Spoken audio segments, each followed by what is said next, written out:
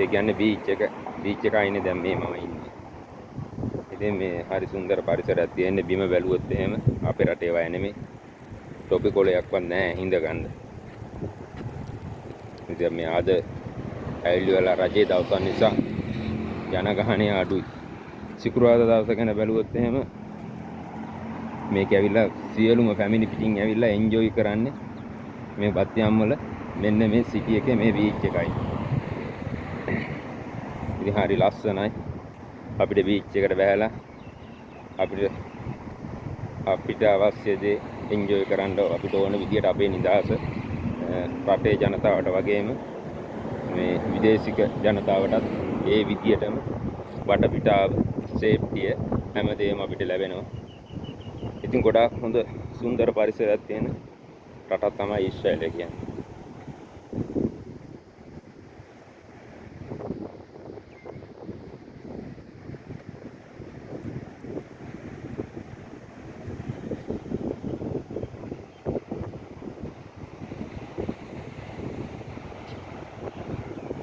මෙහි මුහුදේ තියෙන විශේෂත්වය තමයි මේ තද රැල්ල නැහැ.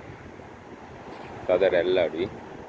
එතකොට වෙරළ කාදනයේට මෙහි විශේෂ කොට මේ මිනිස්සුන්ගේ තියෙන කැපවීම මත විශේෂයෙන් අවශ්‍ය විදියට අවශ්‍ය තැනට සුදුසු විදියට ආදනය වීම වළක්වීම සඳහා නිසි ක්‍රියාමාර්ග අරන් තියෙනවා.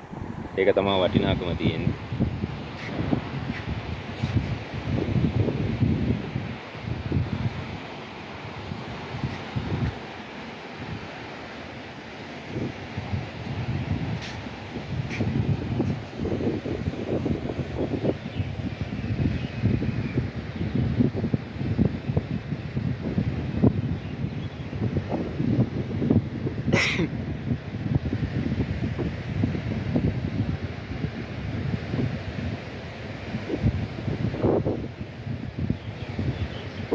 අපි මේ බීච් එක දුර කොච්චර දුරට ගියත් මේ පිරිසිදුතාවය මේ ගොඩ නැගිලි මේ විදියටම දකින්න පුළුවන්. ඒක තමයි විශේෂත්වය තියෙන්නේ.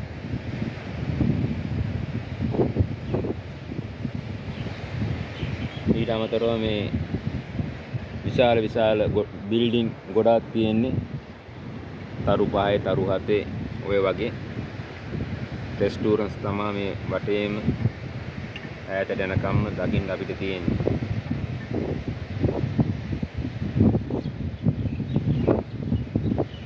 උෂ්ණත්වය කිව්වට මං හිතන්නේ දැන් මේ ගොඩාක් පායන කාලේ අපිට ලොකු තද උෂ්ණත්වයක් නෑ. ඒ කියන්නේ අවුවසර ගත්තොත් එහෙම මං හිතන්නේ අද දවසේ ඇති මේ සෙල්සියස් 40ට වගේ මට හිතෙන්නේ මේ ඊශ්‍රායලයේ අද දවසේ තුලදී අපිට ලංකාවේ දේශගුණයට සමානයි. අපිට මේක දරා ගන්න බැරි කමක් නැහැ. අපිට පුළුවන් ශ්‍රී ලංකාවේ මං හිතන්නේ එලිමානේ වැඩක් කරපු පුද්ගලයෙකුට මේ රටේ ඇවිල්ලා ජීවත් වෙන්න අපිට අවශ්‍ය පරිසරයෙන් පිහිටලා තියෙනවා.